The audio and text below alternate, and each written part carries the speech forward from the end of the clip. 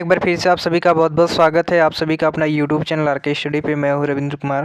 Guys polytechnic second semester branch CS and IT के जितने भी स्टूडेंट हैं फटाफट से सभी लोग एक बार क्लास में ज्वाइन होंगे। गाइज आज के क्लास में हम लोग सी प्रोग्रामिंग का सिलेबस के बारे में बात करेंगे।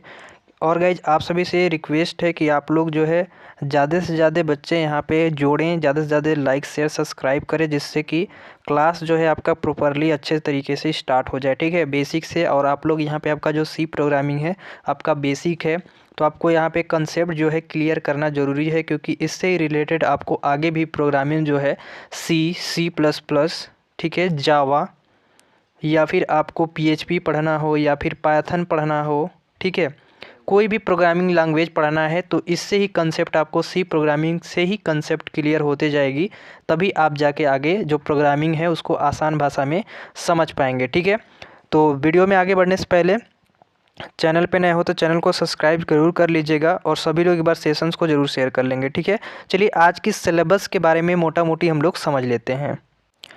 सो गाइस यहाँ पे आपका जो है concept of programming using C का सिलेबस खुल चुका है और इसको बताने का बस यही आपका एक उद्देश्य है, जिससे कि आप लोग को समझ में आए कि जो concept of programming using C है वो ज़्यादा नहीं है, थोड़ा सा ही है। ठीक है, अगर आप सिलेबस देख लेते हैं तो आपको थोड़ा सा ऐसा लगने लगता है कि जो है कि आपका कोर्स जो है जल्दी समाप्त हो जाएगा और ज़्यादा नहीं है कोर्स, ऐसे सोच के आप लोग पढ़ते हैं तब पढ़ाई करते हैं, ऐसे नहीं कर पाते हैं। ठीक है, तो गाइस एक एक पॉइंट और अच्छी तरह से हम आप सभी को पढ़ाएंगे।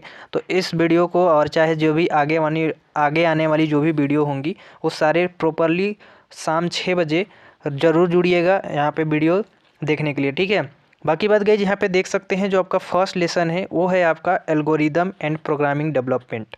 अब देखिए एल्गोरिदम एंड प्रोग्रामिंग डेवलपमेंट आपको सबसे पहले पहला ही चैप्टर में है। क्यों है इसके बारे में समझिए। देखिए यहाँ पे लिखा है setup in development of a programme.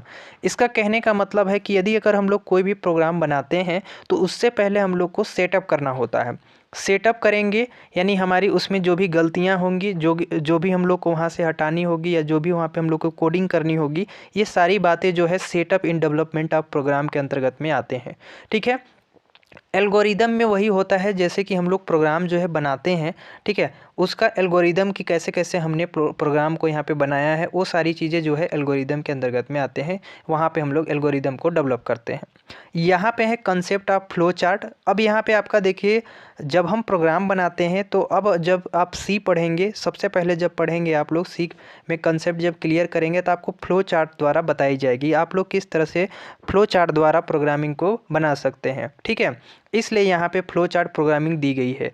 तो आपके 5-6 टॉपिक जो हैं algorithm and programming development first chapter में है। ठीक है, स्ट्रक्चर प्रोग्रामिंग, ठीक है, प्री प्रोसेसर, ये डबिंग और कंपलिंग, ये सारी चीज़ें जो है ये बहुत ही बेसिक चीज़ें हैं जो कि हम नेक्स्ट डे से स्टार्ट कर देंगे, यानी 26 से आपका ये जो है चैप्टर स्टार्ट हो जाएगा। ठीक है, बहुत ही इंपॉर्टेंट है, तो एक एक पॉइंट जरूर इसको पढ़ लीजिएगा। आगे हम लोग बढ़ते हैं, दूसरा जो चैप्टर है हमारा प्रोग्राम स्ट्रक्चर। प्रोग्राम स्ट्रक्चर में जब हम प्रोग्राम करेंगे तो उसको किस तरह से हम लोग बनाएंगे या फिर कौन सी एप्लीकेशंस हमारी डेवलप होगी, ये सारी चीज़ इसमें हम लोग डिस्कस करेंगे। या जो भी हमने प्रोग्राम को बनाया है वो किस तरह से बनेगा या किस तरह का स्ट्रक्चर होगा, ये सारी डिस्कस जो है सेकेंड चैप्टर में होगा। ध्यान रखिएगा यहाँ पे कि जो भी आप यहाँ पे पढ़ेंगे वो आपको जैसे सेकेंड के बाद थर्ड सेमेस्टर आएगा तो थर्ड से सेमेस्टर में एक डीएससी सब्जेक्ट होता है। ठीक है, डीएससी यानी डाटा स्ट्रक्चर यूजिंग सी जो है इससे ही रिलेटेड होता है। तो गाइज इस बात को ध्यान में रखते हुए भी पढ़ाई अपनी जारी रखेंगे। ठीक है, यहाँ पे आपको सेकंड चैप्टर में पढ़ने हैं structure of C programming. C programming का स्ट्रक्चर किस तरह से होगा, उसकी राइटिंग किस तरह से होगी, उसकी हम लोग किस तरह से सी प्रोग्रामिंग को फर्स्ट बार में इंक्लूड कैसे करते हैं, ट्रांसलेटर, असेंबली, इंटरप्रेटेड, कंपाइलर। ठीक है, सी प्रोग्रामिंग जो है कंपाइलर के बेस पे वर्क करता है। ठीक है, स्टेटमेंट, असाइन, कीवर्ड क्या होते हैं, कंस्टेंट क्या होते हैं, variable, data type, storage classes, operator, expressions. ठीक है, ये सारी जितने भी हैं सिलेबस में आपके हैं। इसके बाद आता है कंट्रोल स्ट्रक्चर। अब कंट्रोल स्ट्रक्चर में क्या होता है शॉर्टकट में समझिएगा।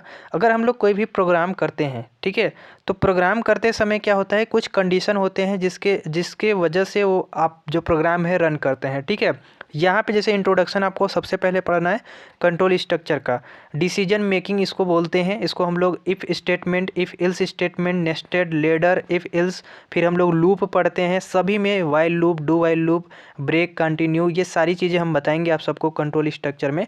ये जो तीसरा चैप्टर है बहुत इंपॉर्टेंट है, ये आपको सभी में पढ़ने होंगे, चाहे आप लोग सी पढ़िए, C++ पढ़िए, जावा पढ़िए, DSC पढ़िए, पाइथन पढ़िए, चाहे PHP पढ़िए, कोई भी प्रोग्रामिंग लैंग्वेज पढ़ेंगे आप लोग, सभी में कंट्रोल स्टेटमेंट का ज़रूरत होता है। ठीक है, इसमें आप जैसे कि अगर बात करें कि इसमें कंडीशन होते हैं, अगर कंडीशन ट्रू होता है तो हमारा जो प्रोग्राम होता है रन करता है, यदि फाल्स होता है तो हमारा जो प्रोग्राम होता है एग्जीक्यूट हो जाता है। ठीक है, तो कुछ इस तरह से ये कंट्रोल स्ट्रक्चर वर्क करते हैं। आगे हम लोग बात करेंगे फंक्शन की। ठीक है, तो फंक्शन में गाइज यहाँ पे देखिए सबसे पहले इंट्रोडक्शन पढ़ना है कि फंक्शन में उसका परिचय पढ़ेंगे, इंट्रोडक्शन पढ़ेंगे, फिर ग्लोबल एंड लोकल वेरिएबल्स क्या होते हैं।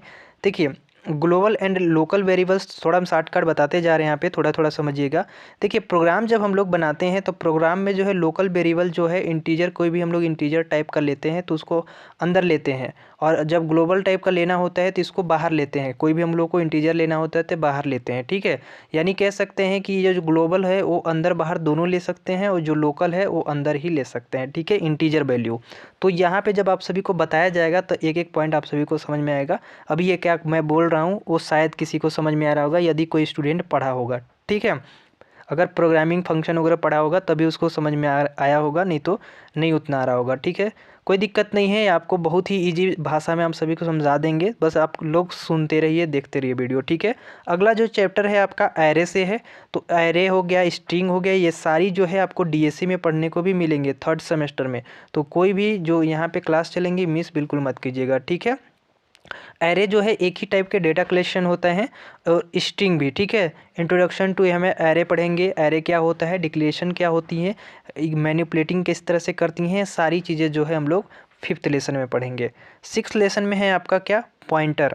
अब यहाँ पे पॉइंटर जो होते हैं, इसमें पॉइंटर क्या होते हैं, static and dynamic memory allocations क्या होते हैं, एड्रेस ऑपरेटर क्या होते हैं, पॉइंटर, ये सारी चीज़ें जो हम लोग पॉइंटर के अंतर्गत में डिस्कस करेंगे। ठीक है, स्ट्रक्चर एंड यूनिक, ये आपका 7वां लेसन है जिसमें हम लोग स्ट्रक्चर एंड यूनिक के बारे में समझेंगे। यहाँ पे डिक्लेरेशन करेंगे कि हमारा स्ट्रक्चर किस तरह से काम कर रहा है, इसके असेंबली किस तरह से मेंबर बन रहे हैं हमारे। ठीक है, ये सारी चीज़ें जो है हम लोग स्ट्रक्चर या यूनिक में बात करेंगे। अगला जो चैप्टर है वो आपका है 8वां, जो है फाइल हेडिंग। यहाँ पे 8 चैप्टर हैं फाइल हेडिंग। अब फाइल हेडिंग में आप सभी को बेसिक चीज़ें पढ़नी है, यहाँ पे ज़्यादा हार्ड नहीं है, आगे जब जाएंगे तब आपको फाइल हेडिंग में ज़्यादा कुछ बताया जाएगा। ठीक है, मैं बेसिक ऑफ फाइल हेडिंग होता क्या है, opening and closing file heading क्या है, reading and writing character form file, बस इतना ही पढ़ना है।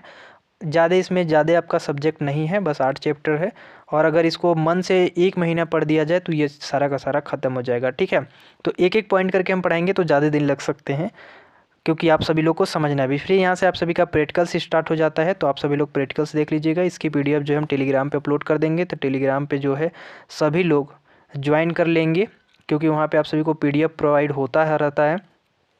तो गाइज टेलीग्राम का लिंक डिस्क्रिप्शन में भी है। ठीक है, तो यही सबको आपको सिलेबस दिखाना था। नेक्स्ट डे से क्लास जो है स्टार्ट हो जाएगी, तो सभी लोग इस वीडियो को ज़्यादा से ज़्यादा अपने दोस्तों में शेयर करें, जिससे कि और स्टूडेंट जुड़ पाएँ और क्लास जो है प्रॉपरली अच्छे तरह से स्टार्ट हो जाए। तो बस आज के लिए इतना ही। बस वीडियो पसंद आई तो लाइक कर दीजिएगा, चैनल पे नए हो तो सब्सक्राइब कर लीजिएगा, और मिलेंगे नेक्स्ट वीडियो में। तब तक के लिए जय हिंद।